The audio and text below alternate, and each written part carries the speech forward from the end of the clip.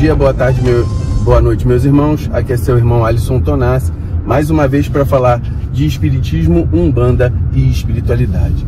Hoje eu tenho trazido algumas frases filosóficas aqui e hoje eu trouxe mais uma, né?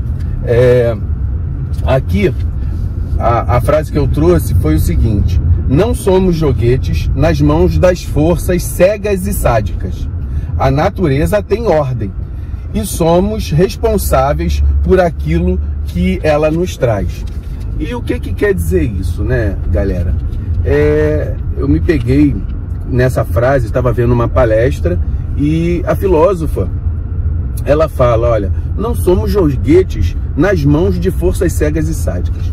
Muitas vezes a gente atribui as coisas que a vida vem nos trazer a demandas espirituais, a espíritos obsessores, a estruturas que a natureza, que a vida vem nos oferecer, que são inerentes, né, a outras pessoas, que são determinantes por outras mentes a não ser a nossa. Então, nesse processo que nós pensamos assim, nós tiramos, muitas vezes, a responsabilidade nossa, certo? Daquilo que acontece conosco. E aí ele continua, não forças cegas, ou seja, acontecimentos, né? Acontecimentos que vêm aí da vida, forças que a vida traz por azar, por desgraça, e sádica, porque acontece que ou espíritos, por exemplo, que fazem com que a gente sofra, né, e ficam ali todos satisfeitos com o nosso sofrimento, né? Espíritos malvados, espíritos ruins. É claro que nós, como umbandistas, sabemos que existem forças negativas, magias negativadas, né? Então, mas isso, nós sabemos também que o bom caráter, a boa postura, a honra nas atitudes, uma atitude moral, ela impede qualquer acontecimento nesse sentido de forças externas, vibratórias, a nos atingirem. As forças que vão chegar a nós, a nos atingir, elas são oriundas da necessidade do nosso aprendizado, que nós entendemos, que nós percebemos como alguma coisa negativa e prejudicial.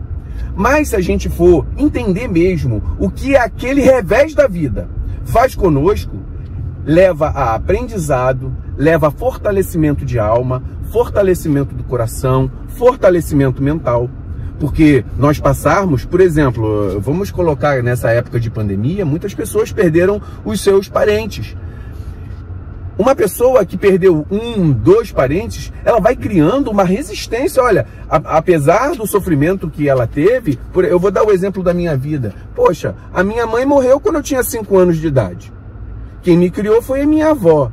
A minha avó morreu quando eu já estava me formando médico, morreu na minha mão. A minha irmã, com 28 anos de idade, morreu de câncer.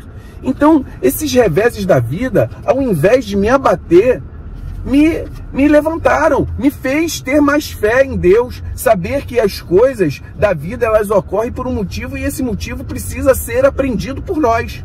E nesse processo, a vida me levou à procura da religiosidade. E a religiosidade me equilibrou. Então, dentro disso tudo que nós vamos falar aqui, por exemplo, e somos responsáveis por aquilo que a vida nos traz. Então, dentro desse conceito, né, nós somos responsáveis pelo que a vida nos traz, ela diz o seguinte: nós optamos em nossa vida a observar positivamente ou negativamente os acontecimentos, porque eles vão ocorrer mediante a simbologia que a vida tem a nos trazer. Se essa simbologia, que é para a gente aprender na vida, vem para que o nosso cérebro, o nosso entendimento perceba as coisas positivamente, ou seja, aprendamos, criemos vivência, criemos experiência, nós vamos ficando mais robustecidos pela experiência de vida. Mas isso é uma opção. Ficar forte mediante as experiências negativas da vida é uma opção. Falar o seguinte: Deus me deu a oportunidade de treinar na adversidade. Mas muitas vezes a pessoa, ao invés de se fortalecer, ela se abate, ela fica vencida pelas adversidades. Isso é o que ninguém quer. Igual na frase que a gente falou, todos vamos morrer. Ou seja, nós passamos por uma experiência material. Mas nem todos vivem, ou seja, nem todos sabem viver a vida. Nem todos sabem aprender com a vida. Alguns apenas sobrevivem. Ou seja, o que é sobreviver? É viver uma vida sem aprender nada. É viver uma vida sem simplesmente porque vai, trabalha, consegue conquistar comida, tem uma família, reproduz, mas vive aquela experiência de maneira quase animalesca, sem conhecimento de causa, sem entendimento das coisas, né? Então, a vida vivida é saber ter o gosto por passar pelas experiências, porque a vida nos oferece coisas ruins para aprendizado, ruins da nossa cabeça, certo? Coisas que nós tomamos como experiência de passar pela adversidade ruim, né?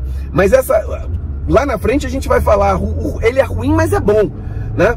Mas nós optamos porque a vida também nos dá coisas felizes, coisas gostosas de se entender, coisas boas. Por exemplo, poxa, a gente passar, eu vou dar o exemplo da minha vida também, passar pela adversidade de você saber, olha, eu tenho um filho autista e, poxa, nada tá resolvendo. E aí você vai na Umbanda, aí um preto velho bota a mão na cabeça e tudo melhora. Por exemplo, depois de um tempo de trabalho, de esforço árduo, poxa, você olhar para o seu filho e o médico falar assim, olha, ele já saiu do espectro. A tua filha hoje, ela está num nível intelectual de uma criança da mesma idade. Então isso é o revés, é a felicidade ao mesmo tempo, e a felicidade vem tão intensa quanto o sofrimento que aquela informação te traz. Quando você vence na mesma medida do esforço que você realizou. Então vamos pensar nisso, meus irmãos. A vida, nós não somos joguetes na mão de forças cegas e sádicas. A natureza tem ordem. Tudo na vida acontece por algum motivo. A natureza tem ordem. A natureza é feita por Deus. A natureza é precedida e ordenada pelos nossos orixás. E nós somos corresponsáveis por tudo que acontece conosco. Vamos pensar nisso. Esses pensamentos filosóficos colocados na Umbanda, nós temos nossos heróis da Umbanda, que são os nossos guias espirituais, para nos orientar o caminho, nos fortalecer a alma, nos ensinar através das experiências que nós mesmos vivemos. Eles mostram pra gente o caminho de Deus, o caminho do amor, o caminho da caridade, o caminho da fortaleza e do equilíbrio pessoal. Muito axé a todos.